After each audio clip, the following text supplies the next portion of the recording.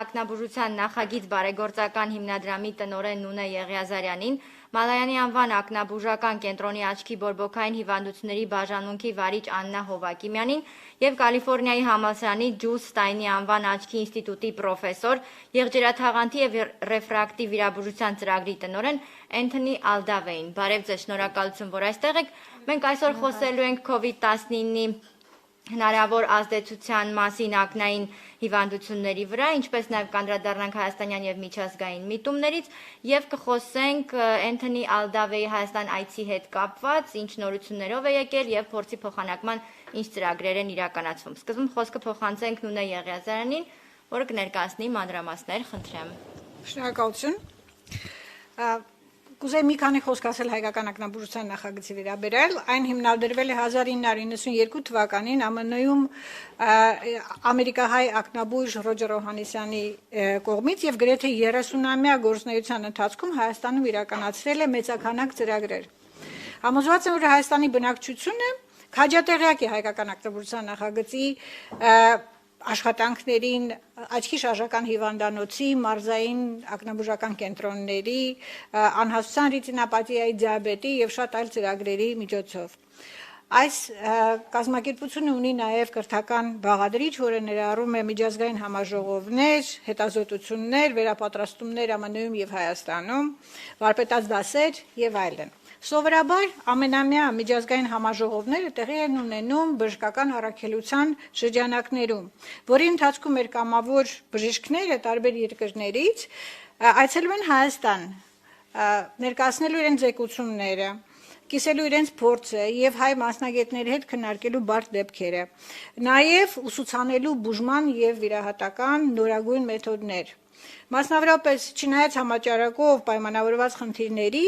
մեր կամավոր բժիշկները այցելել են Հայաստան, եւ այստեղ են։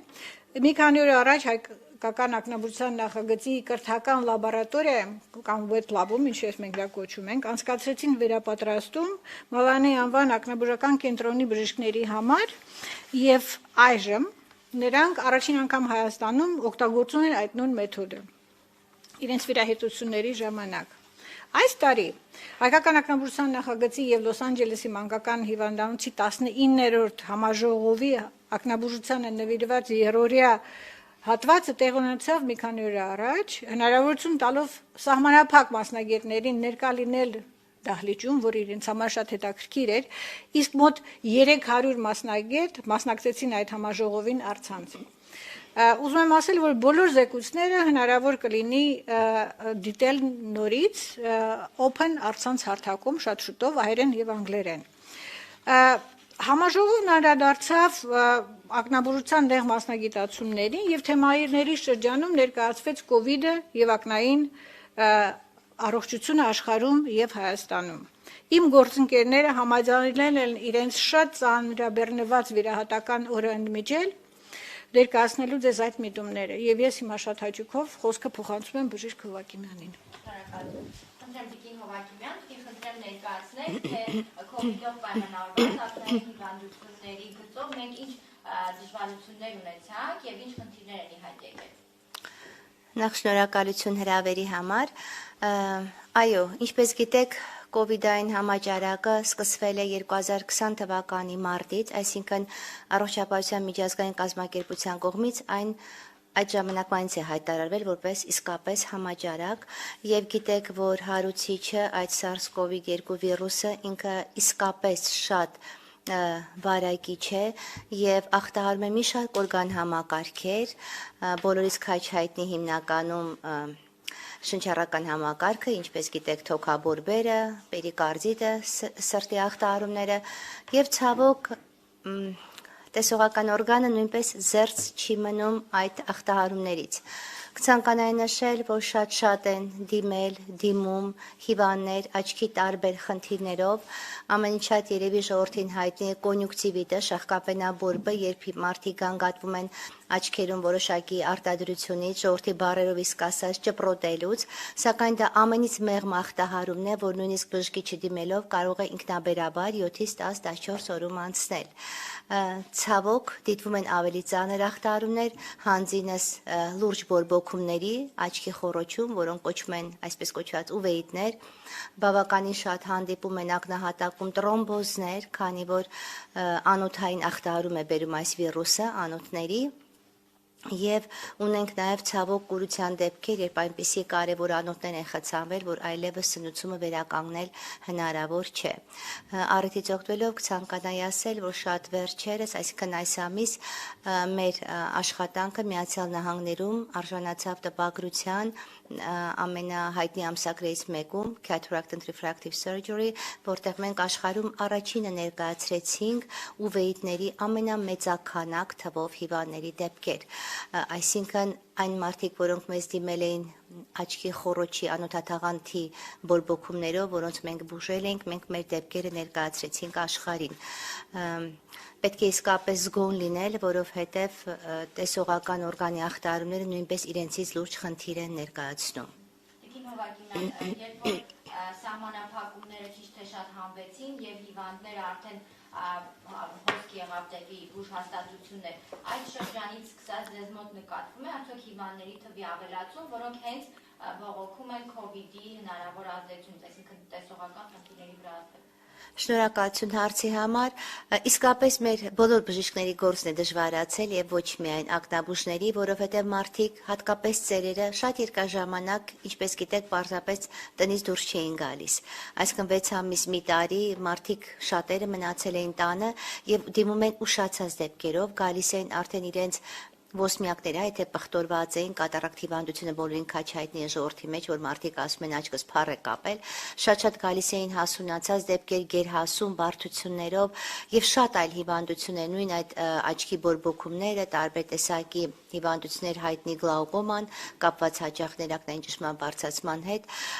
եւ տարբեր այլ խնդիրներ, մարդիկ մնացել էին կարծես տներում եւ ուշ էին դիմում եւ բժիշկներս անընդհատ բախվում ենք ուշացած դեպքերի հետ, որը շատ դժվար է։ Ինչ վերաբերում է հենց COVID-ի պատճառով ախտահարումների ավելացմանը, այո, այդպես է։ Գիտեք, որ եթե մարդը տանում է ծանր COVID-ային այդ հիվանդությունը, հա, COVID-19, ասենք թե օրինակ մարդու մոտ արկա է թոքաբորբ եւ նա հոսպիտալացվել է հիվանդանոցում, բուժման սխեմաներում շատ հաճախ ներառվում են հորմոններ, ստերոիդներ, բոլորին քաչ հայտնի պրեդնիզոլոն, օրինակ, եւ հորմոնների երկարատև կիրառելիս կատարակտը կարող է շատանալ եւ արագ խորանալ եւ մարդիկ գալիս են ասելով թե ես շատ լավ էի տեսնում, բայց այս հիվանդությունից հետո շատ վատ եմ տեսնում։ Հիմնական խնդիրը, որ տեսնում ենք, կատարակտն է, որը հորմոնների պատճառով արագացել է եւ գուցե գլաուկոմատոլոգները կասեն նաեւ ներակնային ճնշման հետ խնդիրներ, որովհետեւ այն նույնպես ազդում է ներակնային ճնշման բարձրացումների վրա։ Ինչ վերաբերում է տրոմբոզներին, ավելի բարդ խնդիրներին, ցավոք դա իրոք մեծ խնդիր է, որովհետև եթե կատարակտը կարող ես վիրահատել, մարդու տեսողությունը վերադարձնել, գլաուկոման կարող ես վիրահատել, տրոմբոզների պարագայում իսկապես շատ լուրջ է, որովհետև եթե անոթը խցանվել է եւ ցանցալինում այդ հատվածը չի սնուցվել, երկար ժամանակ է մարդը չի դիմել, երբեմն ցավոք լինում են անդարձելի ախտահարումներ։ Շնորհակալ եմ շատ, խոսքը փոխանցեք պարոն Աբդալին, եթե կարելի է կներկայացնեք միջազգային միտումները, թե COVID-19-ը ինչ ազդեցություն է թողել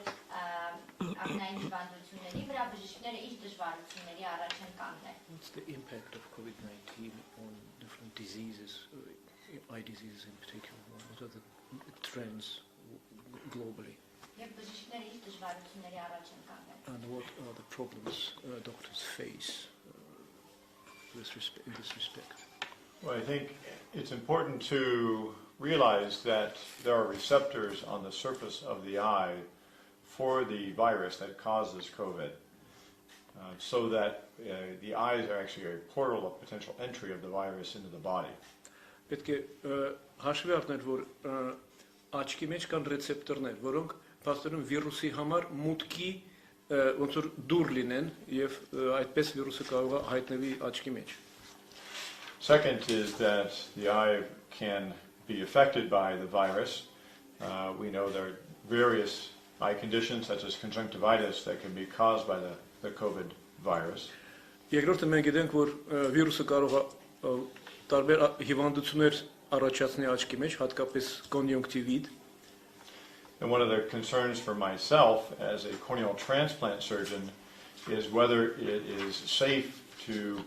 perform corneal transplant surgery in the midst of a pandemic, given concern about the potential for transmission of the virus that causes COVID via a corneal transplant from a deceased individual to a living recipient. Քանի որ ինքը եղջերաթաղանթի պատվաստման վիրաբույժը իր համար հիմնական հարցը նա է, թե արդյոք ինքը կարող է հանգիստ ապահով կատարի իր վիրաբուժությունը առանց մարդուն վարակելով այդ վիրուսով։ As a result of the screening criteria that I and my committee that I am a member of have employed, we have seen a significant decrease in the number of corneal tissues that are suitable for transplantation in the United States. And given that many countries around the world, including Armenia, rely on corneal tissue from the United States to use for corneal transplant surgery, that this has affected the supply of tissue.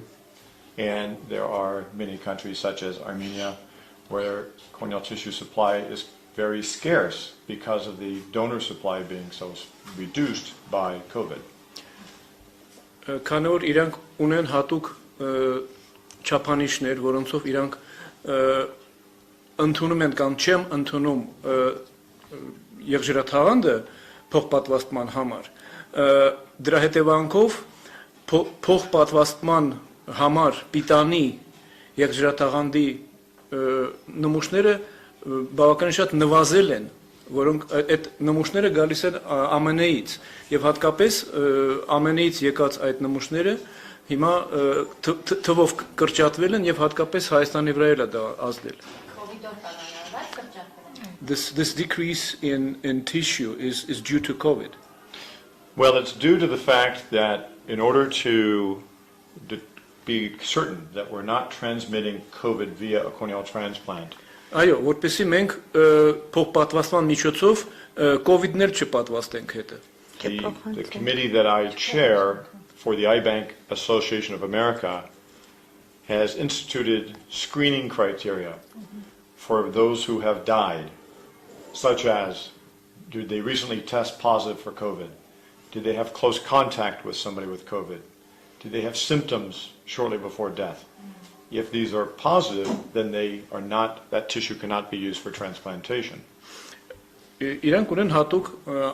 աչքի բանկ, որի համար իրանք մշակել են ընդունման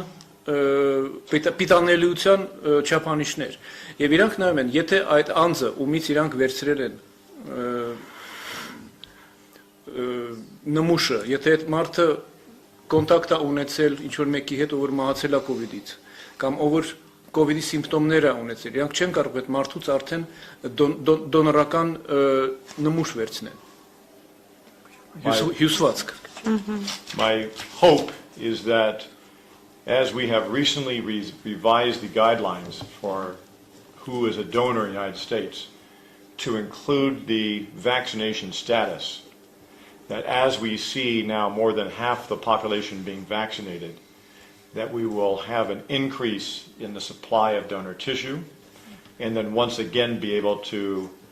export more corneas around the world, such as to Armenia, to address corneal blindness around the world. Իրանք հիմա վերանայել են իրենց մոտեցումը եւ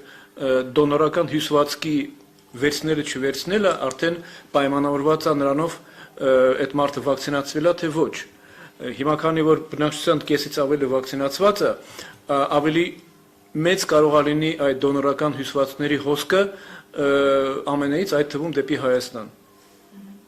Շնորհակալություն, պարոն Անդավե, հարցս պատվաստումներին է վերաբերում։ Հիմա Հայաստանում այսպես թեժ քննարկումներ են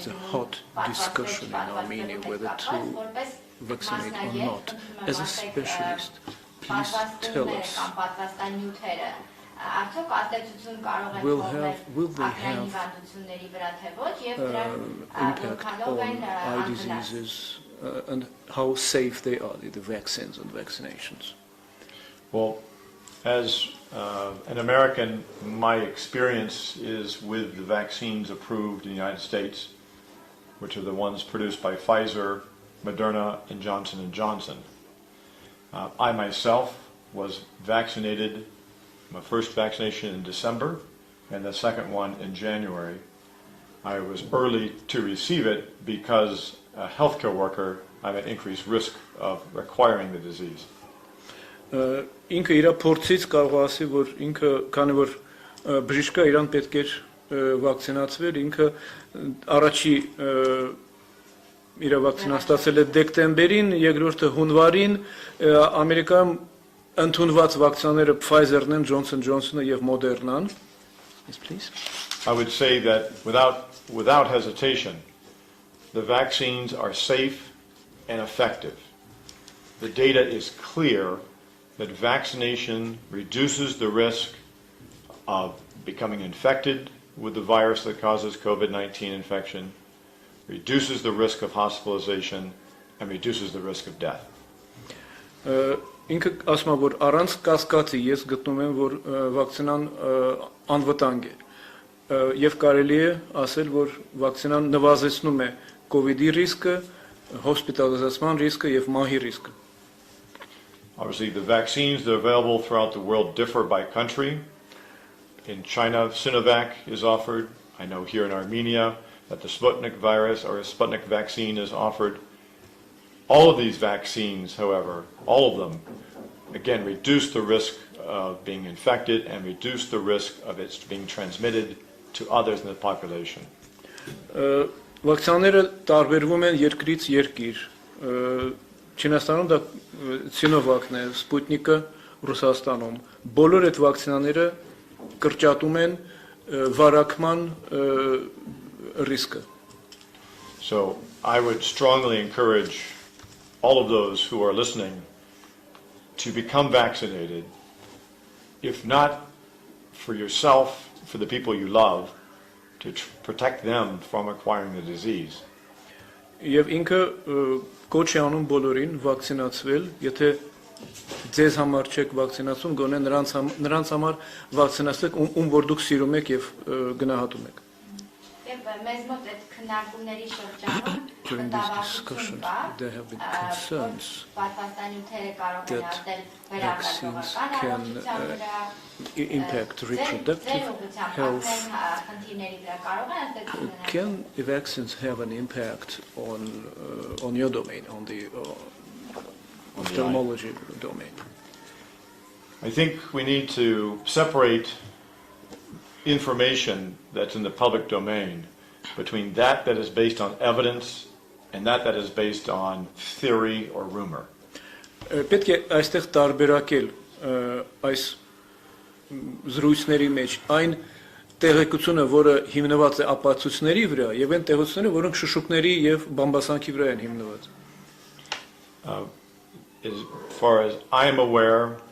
there are no adverse effects of vaccination on the eye. Ինչքան որ Իրանը հայտնի, ոչ մի բացասական հետևանքներ վակցինան աչքի վրա չի թողել. My patients who have had a corneal transplant ask me if they may develop a rejection based on receiving a vaccination as it boosts the immune system. Իրա պացիենտները, որ ինքը փոխպատվաստել է երջրաթաղանդը, Իրանից հարցում էին, արդյոք կարող է օրգանիզմը հետ մղի այդ պատվաստանյութը, քանի որ վակցինայի պատճառով իրանց մոտ իմունիտետ է առաջանում. And I respond to them that is unknown. If there is a risk, it's likely very small and likely lower than the risk of a rejection of a corneal transplant from the immune response in response to getting infected with COVID-19. Եվ ինքը ասում է, որ այդպիսի բացասական հետևանքներ հայտնի չեն հանդիպել, եւ դրա ռիսկը ավելի քիչ է, քան եթե իրանք ունենային COVID-ի հետևանքով հիվանդությունը ապացուցված է, թե ավելի շատ ինչ հետևանքներ է թողնում, քան պատվաստանյութ։ So in fact, we know better the adverse effects of the disease proper rather than the vaccine from the disease. Correct. Այո։ If you're, as a physician first and an ophthalmologist second, the very rare adverse events associated with vaccination are well publicized. But we have to keep in mind what the alternative is. What are the risks of becoming infected with COVID, the virus that causes COVID-19 infection? And we know very clearly that the risk of serious disease and death is much greater if you are infected as compared to the very low risk of adverse reaction to receiving a vaccination. Որպես բժիշկ առաջինը եւ որպես ակնաբուժ երկրորդը ինքը ուզում է շեշտի, որ բացասական հետևանքները հիվանդությունից COVID-19-ից շատ ավելի ծանր են եւ մահվան ռիսկը նույնպես շատ ավելի բարձր է, քան այն չնչին ռիսկը, որը ներկայացնում է վակցինան իր հետևանքներով։ Հաջորդ հարց, եթե կարելի է, պարոն Անդրավը, Միացյալ Նահանգներում պատվաստվելու կամ չպատվաստվելու հետ կապված որքանով են խոսակցությունները տարածվում չհիմնված գիտական vaccination, not vaccination, is public opinion against vaccination, or other doubts in the public domain against vaccination. What's the situation? How you face that problem? There's, unfortunately, the issue of vaccination has become politicized in the United States. Ցավոք ԱՄՆ-ում վակցինացիայի հարցը քաղաքականացվել է, where many of those who are not vaccinated don't become vaccinated more because of political allegiance rather than common sense. Եվ շատերը ովքեր չեն պատվաստվում COVID-ից, ավելի շատ իրենց քաղաքական նախընտրությունից են ելնում, քան սովորական գիտակցությունից, առողջ բանականությունից։ It seems to me that those who are anti-vaccination will look for stories in social media of adverse reactions to vaccination in order to justify not being vaccinated. Իրան թվում է, որ նրանք, ովքեր դեմ են վակցինասային, սոցցանցերում փնտրում են հատուկ ինչ-որ պատմություններ, որոնցով իրանք կարող են արդարացնել իրենց հրաժարումը վակցինացիայից։ Or they may point to examples of vaccinated individuals who still become infected with COVID-19 infection. Կամ իրանք կարող են դիմեն այն օրինակներին, երբ որ պատվաստված մարդիկ միևնույնը հիվանդացել են COVID-ով։ But as a physician, I think it's important to keep in mind that we never promised the vaccine to prevent infection in 100% of cases. That was never the expectation. Բայց իբրև բժիշկ ասում եմ, ուզում եմ շեշտել, որ ոչ ոք չէ խոսք տվել, որ այդ վակցինան 100%-ով կարող է ապահովի մարդուն հիվանդությունից։ As with any other public health measure, such as wearing seat belts when you're in a car, wearing a helmet when you ride a motorcycle, the goal with the vaccination is to reduce the risk of disease, infection, and serious illness and death, not to prevent it in 100% of cases. Նույնը ինչպես ամրագոտիները եւ սաղավարտը չի պաշտպանում ձեզ 100%-ով։ Նույնն էլ վակցինան 100%-ով դες այդ ռիսկից չի ապահովում։ Նվազեցնում է ռիսկը։ Շնորհակալություն, շատ դեպի եղերան, հաջորդ հարցը ձեզ եմ ուղղում, հայկական արտադրության նախագծի շրջանակում փաստորեն փորձի փոխանակման աշխատանքներ են իրականացում, ծրագրեր իրականացում։ Խնդրեմ մանրամասներ այս անգամ, հա, ինչ նորություն կա եւ պարոն Ալդավեի այսը ինչով է տարբերվում։ Այս անգամ մենք շատ հետաքրքիր վարպետաց դաց ունեցանք, որը իրականացվեց Wet-Lab-ում, Մալանի անվան հիվանդանոցի բժիշկները պարոն Ալդավեի գլխավորությամբ եւ մեկ այլ բժշկի գլխավորությամբ փորձարկեցին նոր մեթոդ, որը հնարավորություն է տալիս ավելի մեղմացնող երևի, բժիշկ Հակիմյան, տարբերակով անել փոխպատվաստումը, դա առաջին անգամ է արվում Հայաստանում, ավելի խնայողական մոտեցում է, այդպիսի մոտեցումները իսկապես շատ կարևոր են, ինչ վերաբերում է հայկական ակնաբուժության նախագծի, դա իր ցանկությունն է եւ միշտ նման փորձ է եղել բերել նորույթը, անել այն ամենը, ինչ աշխարհում կա եւ հպարտությամբ կարող ենք ասել, որ մեր գործընկերները Հայաստանում անում են գրեթե բոլոր վիրահատությունները, որոնք արվում են աշխարհում։ Այստեղ իհարկե մեզ համար շատ մեծ պատվար է եւ օգնություն են մեր կամավոր բժիշկները, ովքեր գալիս են տարիից տարի Հայաստան եւ բերում են իրենց փորձը, այս պարագայում այս անգամ եղել է դոկտոր Ալդավեն։ Միգուցե բժիշկ Հակիմյան մեթոդը ինչ է ինձ ենթադրում, որքանով է այն ձեր գործն առավել Եղջերաթաղանթի փոխպատվաստումները ընդհանրապես կատարվում են Հայաստանում դեռևս 1986 թվականից սկսած, եթե չեմ սխալվում, թե 84 եւ առաջին այն կատարել է պրոֆեսոր Մալայանը մեր կենտրոնում եւ մեր բաժանմունքը որպես եղջերաթաղանթի բորբոքումների բաժանմունք շարունակում է այդ գործը, սակայն ինչպես գիտեք, բոլոր մեթոդները ժամանակի մեջ բավականին շատ հարստանում են նորամուծություններով եւ այն ամենը ինչ արվել է տարիներով դա ամբողջական փոխպատվաստումն է, իսկ եղջերաթաղանթը, որպեսզի մարդիկ պատկերացնեն, դա աչքի արտաքին պատուհանն է ընդամենը, թափանցիկ մասը, որը ապահովում է լույսի մուտքը դեպի ակնահատակ ցանցաթաղանթ եւ շերտավոր փոխպատվաստման պարագայում միշտ կա բավականին մեծ ռիսկ, որ օրգանիզմը այն չի ընդունի, կոտարի, քանի որ բավականին շատ հյուսվածք է տրվում տվյալ անձին։ Այժմ ամբողջ ակնաբուժական աշխարհը եղջերաթաղանթի մասնագետները, այսպես ասած, արդեն մոտ 10-15 տարի,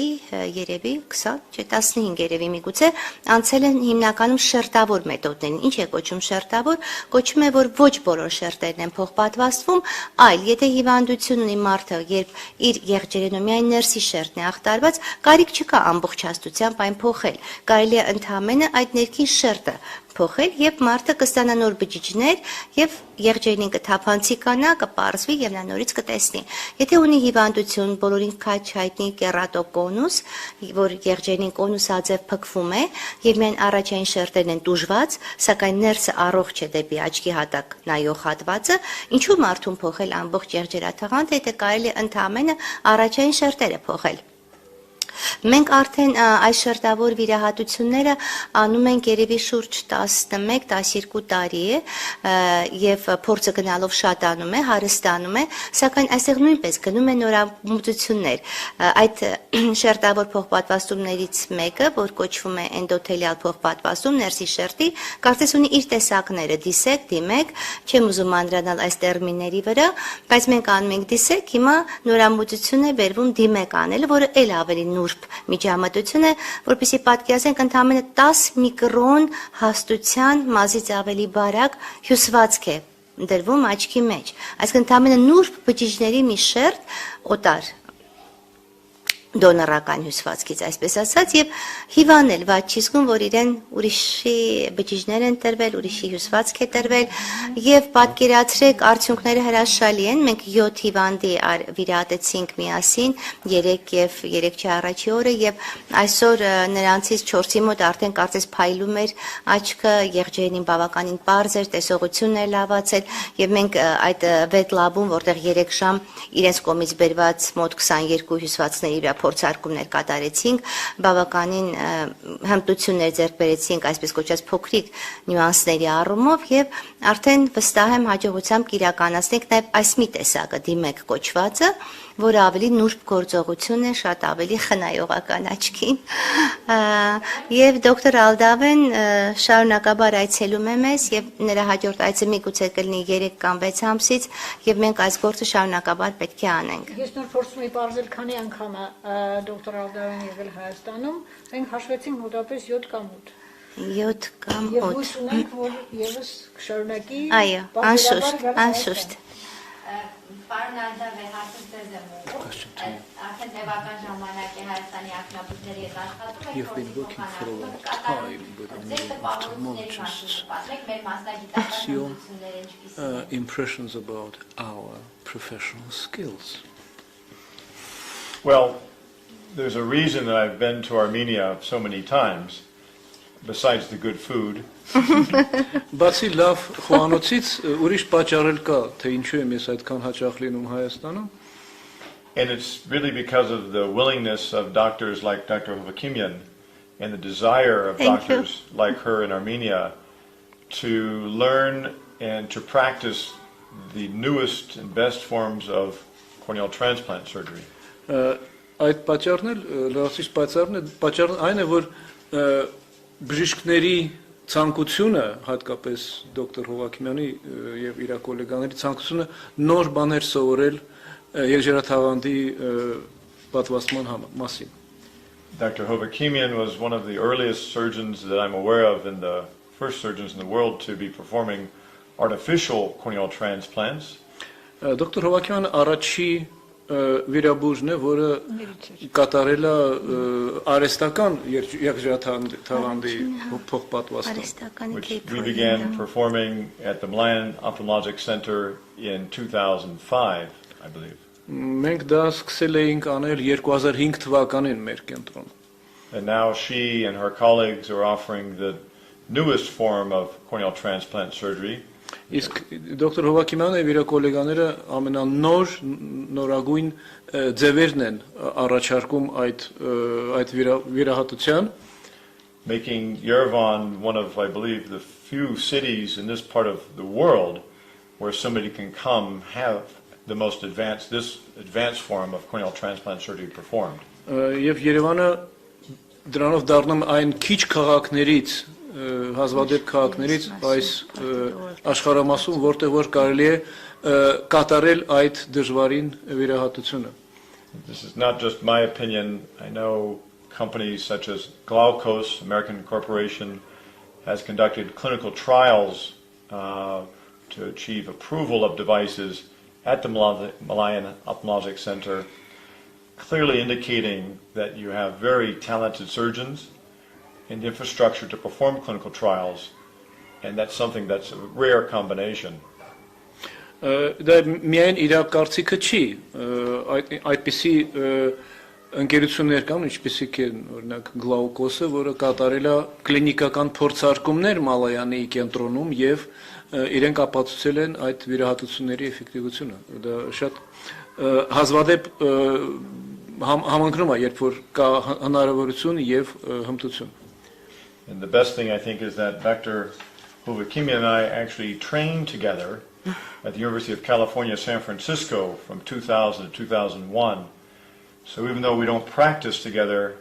we still practice in a very similar manner as we were trained together. Բացի դրանից 2000-ից մինչև 2001 թիվ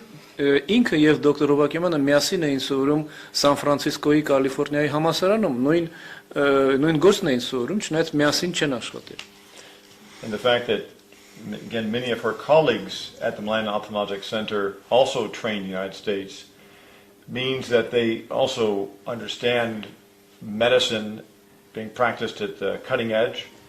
and feel motivated to continue to offer the newest, the best treatments to their patients here in Yerevan. Եվ Մալայանի հիվանդանոցից շատ բժիշկներ են սովորել Ամերիկայում, այսինքն իրենք տեսել են բժշկությունը իր ամենաառաջադեմ դիրքերում. Շնորհակալություն, thank you so much. Ձեզ շնորհակալություն ձեր առաջնեկներն պարոն Ալդավեին. We hope there will be other opportunities to see you, Mr. Aldavey. Thank you.